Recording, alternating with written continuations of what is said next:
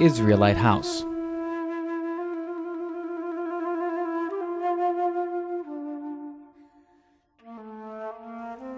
Israelite houses and other structures were normally made of the material most commonly available.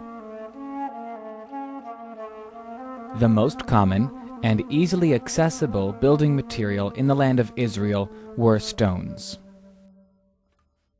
Stones were selected for shapes that would fit together well in a stone wall. The shape of some stones could be altered by stone cutters, but this was very difficult work. The house of an average family was simple. It consisted of an open courtyard, bordered on three sides by rooms facing the open courtyard. Because of its 4 rooms, this structure was often called the 4-room house. One of the rooms was mostly closed in and could have served for storage. Sometimes a second room could be used as a stable for the family's animals. All of the side rooms were roofed, and the central courtyard area may have also been covered with a roof by some families. Other activities in these inside work areas could have included making thread and weaving and dyeing cloth. The men made and repaired tools in this work area, and the families also pressed small amounts of olives to get olive oil. At the back of the courtyard, there was a long room. Here, the family all slept together, on mats or on low beds on the floor.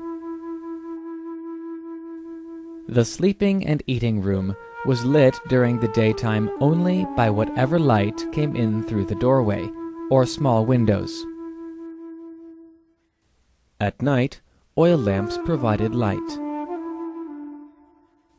The walls on the inside and on the outside of the house were often covered with plaster. This plaster kept out the wind, the rain, and even some insects or small animals. The floor of the simple house was usually made from just packed dirt.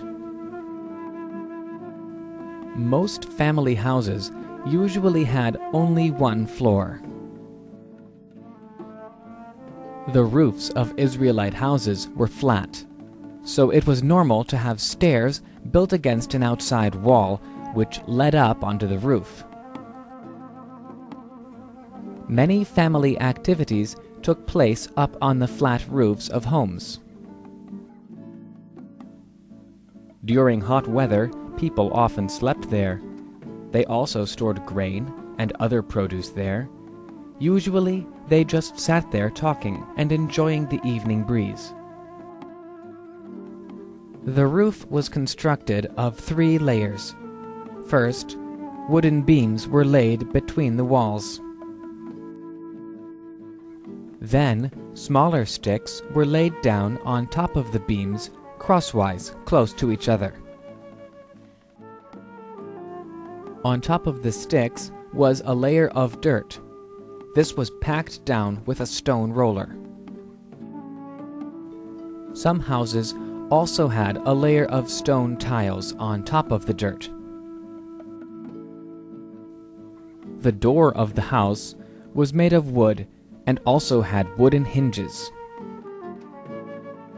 There were 2 ways of locking a door that opened into the house. The most common and most secure way was to place a wooden or metal bar across the door from inside the house. In the ancient world, people had also developed locks for their doors. These locks were made of wood. The key could be made of wood or metal.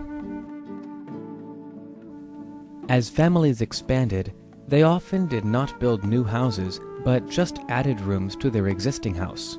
A son who married would add 1 or more extra rooms and then bring his bride to live with his family. So this family dwelling could develop into a small complex of rooms.